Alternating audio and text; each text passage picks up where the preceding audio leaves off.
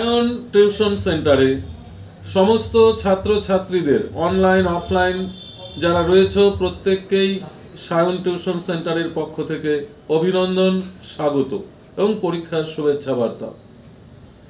ইতিমধ্যেই তোমাদের পরীক্ষা শুরু হয়েছে, কিছু পরীক্ষা হয়ে গেছে, এবার কিছু পরীক্ষা আগামী দিনে রয়েছে।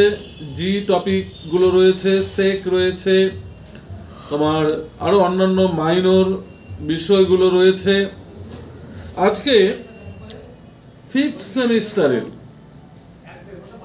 জি বাংলা নিয়ে superfast last minute suggestion presentation করছি।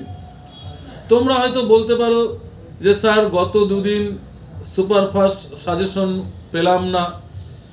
আমাদের কিছুটা টেকনিক্যাল সমস্যার জন্য আমরা লাস্ট বা গত দুদিন আমরা সুপারফাস্ট সাজেশন প্রেজেন্টেশন করতে পারিনি।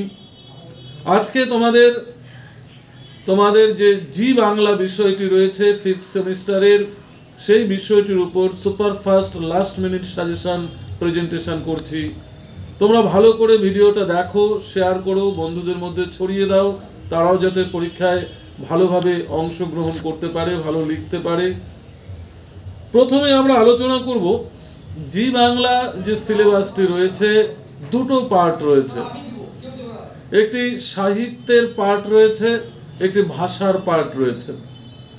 তোমরা অনেকেই ভাষার পার্টে দুর্বল, ভাষা সম্পর্কে ব্যাকরণ সম্পর্কে অনেকটাই দুর্বল বলে তোমরা, আমি ভাষার পার্টটা সেরকম বলছি না, সাহিত্য থেকে পার্টটা একটু বেশি তোমাদের দেওয়ার চেষ্টা করছি। প্রথমত 12 নম্বরের জন্য তোমরা কি কি প্রশ্ন পড়বে। তোমাদের জি বাংলা সাজেশন দেওয়াটা খুব টাফ, কেননা অনার্সের থেকেও সিসি পেপারের থেকেও জি বাংলার সিলেবাস বড়।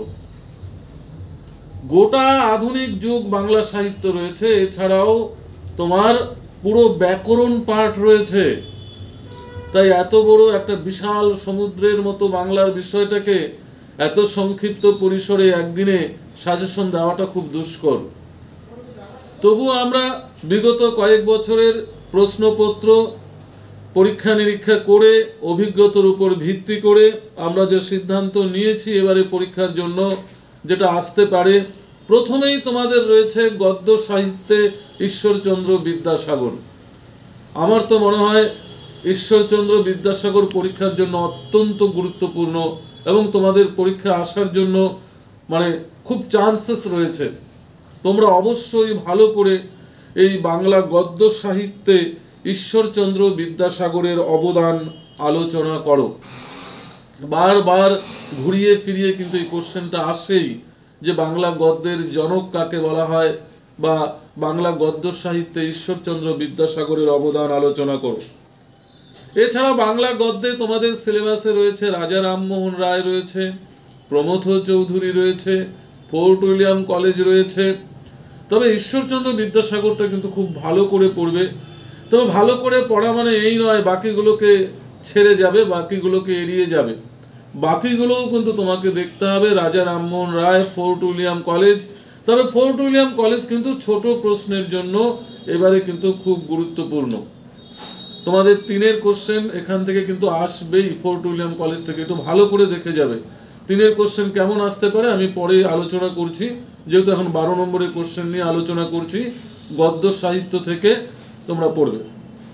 এবারে বাংলা নাট্য সাহিত্য থেকে কি পড়বে। আমরা যখন ক্লাস করিয়েছিলাম এবং বিগত 2 মাস আগে যখন আমরা সাজেশন করেছি, তখনই বলেছিলাম বাংলা নাট্য সাহিত্যে তোমার গিরিশচন্দ্র ঘোষ, মাইকেল মধুসূদন দত্ত, দীনবন্ধু মিত্র, দ্বিজেন্দ্রলাল রায়, এই 4 জনের মধ্যে একটা প্রশ্ন আসবেই বলেছিলাম। এর আগেও ভিডিওতে আমরা বলেছিলাম। তবে মাইকেল এবং দীনবন্ধু মিত্র অত্যন্ত গুরুত্বপূর্ণ, তোমরা একটু দেখবে ভালো করে, পরীক্ষায় থাকতে পারে। এছাড়াও রয়েছে বিজন ভট্টাচার্য রয়েছে। বিজন ভট্টাচার্যও কিন্তু আনকমন কোশ্চেন, কিন্তু আনকমন কোশ্চেন অনেক সময় ঘুরিয়ে ফিরিয়ে দেয়।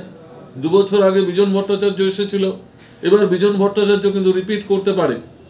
ভালো করে দেখবে বিজন ভট্টাচার্য। তবে হ্যাঁ, বিজন ভট্টাচার্য 12 নম্বরের জন্য ততটা গুরুত্বপূর্ণ নয়, বিজন ভট্টাচার্য কিন্তু 6 নম্বরের জন্য গুরুত্বপূর্ণ রয়েছে। এবারে আসি আমরা কাব্য সাহিত্য। কাব্য সাহিত্যে তোমাদের কি রয়েছে? মাইকেল মধুসূদন রয়েছে, বিহারীলাল চক্রবর্তী রয়েছে, ঈশ্বর গুপ্ত রয়েছে, রবীন্দ্রনাথ ঠাকুর রয়েছে।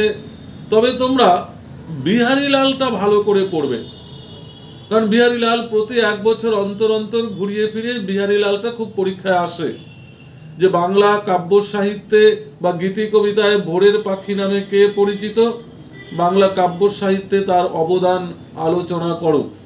খুব ভালো এবং ইম্পর্টেন্ট প্রশ্ন, তোমরা ভালো করে কিন্তু কোশ্চেনটা দেখে যাবে। তারপর বাংলা উপন্যাস সাহিত্য রয়েছে। উপন্যাস সাহিত্যে তারাশঙ্কর রয়েছে, বিভূতিভূষণ রয়েছে, শরৎচন্দ্র চট্টোপাধ্যায় রয়েছে, তোমরা একটু দেখে যাবে। এই ছিল তোমাদের 12 নম্বরের প্রশ্ন। এবারে আসি জি বাংলা থেকে 6 নম্বরের জন্য আমরা কি প্রশ্ন পড়ব। 6 নম্বরের জন্য কি কি টপিক রয়েছে আমরা একটু আগেই বলেছিলাম। নাট্য সাহিত্যে 12 নম্বরের জন্য যদি আসার চান্সেস হয় তাহলে মাইকেল রয়েছে, দীনবন্ধু রয়েছে, গিরিশচন্দ্র ঘোষ রয়েছে, ডিএল রায় রয়েছে। কিন্তু বিজন ভট্টাচার্য যদি আসে তাহলে কিন্তু 6 নম্বরের জন্য আসতে পারে। তাই 6 নম্বরের জন্য বিজন ভট্টাচার্যের নাট্য প্রতিভাটা কিন্তু তোমরা দেখে যাবে। তারপর আমরা বললাম গদ্য সাহিত্যে বলেছিলাম ঈশ্বরচন্দ্র বিদ্যাসাগরকে যদি আমরা 12 নম্বরে ধরি তাহলে ঈশ্বরচন্দ্র বিদ্যাসাগরের পাশে রামমোহন রয়েছে গদ্য সাহিত্যে।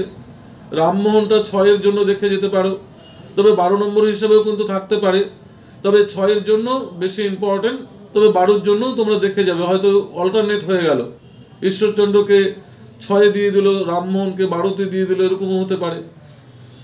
পরের কোশ্চেন আমরা ব্যাকরণে কিছু পাঠ যাই।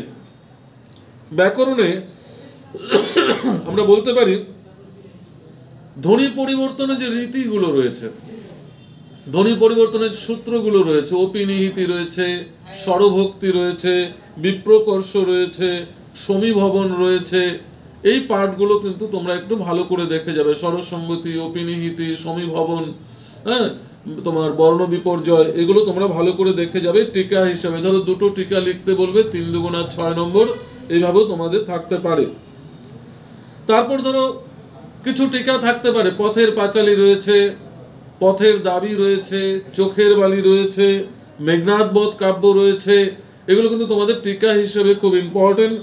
বা এরকমও দিতে পারে মেঘনাদ বধ কাব্যটি কার লেখা, এই কাব্যটির গুরুত্ব আলোচনা করো বা এই কাব্যটির সম্পর্কে আলোচনা করো। মেঘনাদ বধ যেহেতু আমরা জানি আমাদের বাংলা সাহিত্যের ইতিহাসে একটি শ্রেষ্ঠ কাব্য, তাই এটা কিন্তু দেখে যাবে। তারপর ধরো এবার আমরা 3 নম্বরের কোশ্চেনে আসি। 3-এর কোশ্চেন পার্টিকুলার কোনো কমন হয় না, এত বড় সিলেবাস থেকে 3 নম্বরের প্রশ্ন দেওয়াটা সম্ভবই নয় আমাদের পক্ষে। তবে 3-এর প্রশ্ন আমি কিছু ইম্পর্টেন্ট প্রশ্ন তোমাদের বলছি, এই প্রশ্নগুলো তোমরা দেখে যেতে পারো। পাশাপাশি সারা সিলেবাসটাই কিন্তু 3-এর জন্য তোমাদের দেখতে হবে। যেমন ধরো ফোর্ট উইলিয়াম কলেজ থেকে একটা ছোট প্রশ্ন আসবে। কিরকম প্রশ্ন আসতে পারে? ফোর্ট উইলিয়াম কলেজ কে কবে প্রতিষ্ঠা করেন, তার 2জন লেখকের নাম লেখো, বা ফোর্ট উইলিয়াম কলেজ কেন প্রতিষ্ঠিত হয়েছিল, তার উদ্দেশ্য কি, সেটা সেই ধরনের কোশ্চেন থাকতে পারে। তারপর ধরো ফোর্ট উইলিয়াম কলেজের সঙ্গে যুক্ত 2জন লেখকের নাম লিখো, তাদের সাহিত্যের নাম লিখো, এই ধরনের প্রশ্ন থাকতে পারে। তারপর দেখো আমরা উপন্যাস সাহিত্যে বঙ্কিমচন্দ্রকে পুরোপুরি বাদ দিয়ে গেছি, বঙ্কিমচন্দ্র থেকে কিন্তু ছোট প্রশ্ন থাকতে পারে, যে বঙ্কিমচন্দ্রের 2টি দেশাত্মবোধক উপন্যাসের নাম, বা বঙ্কিমচন্দ্রের সামাজিক উপন্যাসের নাম, বা বঙ্কিমচন্দ্রের 2টি ঐতিহাসিক উপন্যাসের নাম, এই ধরনের প্রশ্ন দিয়েও কিন্তু ছোট প্রশ্ন থাকতে পারে। শুধু যে বঙ্কিমচন্দ্র আছে তা নয়, রবীন্দ্রনাথ আছে, তারাশঙ্কর আছে, বিভূতিভূষণ বন্দ্যোপাধ্যায় আছে, এদের দিয়েও কিন্তু প্রশ্ন থাকতে পারে। তারপর ধরো প্রহসন কাকে বলে, 2টি প্রহসনের নাম, ধরো মাইকেলের 2টি প্রহসনের নাম দিতে পারে, দীনবন্ধু মিত্রের 2টি প্রহসনের নাম দিতে পারে। প্রহসন যদি আসে তাহলে মাইকেল অথবা দীনবন্ধু মিত্র, এদের 2জনেরই প্রহসন আমাদের সমাজ জীবনে নাড়া দিয়েছিল। মাইকেলের 2টি প্রহসন হলো একেই কি বলে সভ্যতা আর বুড়ো শালিকের ঘাড়েরও, আর দীনবন্ধু মিত্রের একাধিক প্রহসন রয়েছে, সধবার একাদশী রয়েছে, আরো একাধিক প্রহসন রয়েছে। প্রহসনগুলোর নাম কিন্তু তোমাকে জেনে যেতে হবে। তারপরে ধরো বিদ্যাসাগরের যে অনুবাদমূলক সাহিত্যগুলি রয়েছে, বিদ্যাসাগর কি কি অনুবাদমূলক সাহিত্য রচনা করেছেন, এই সাহিত্যগুলো কিন্তু তোমাদের দেখে যেতে হবে। তো যাই হোক, আমরা যে সাজেশনগুলো প্রেজেন্টেশন করেছি প্রত্যেকটা প্রশ্নই তোমরা দেখে যাবে, পাশাপাশি আরও একাধিক প্রশ্ন রয়েছে সেগুলো দেখে যাওয়ার চেষ্টা করবে। তবে আমি যে প্রশ্নগুলো বলেছি সেই প্রশ্নগুলোর উপর একটু গুরুত্ব দেবে, আসার চান্সেস রয়েছে। ভিডিওটা যদি ভালো লাগে অবশ্যই লাইক ও শেয়ার করবে, বন্ধুদের মধ্যে ছড়িয়ে দেবে। ধন্যবাদ।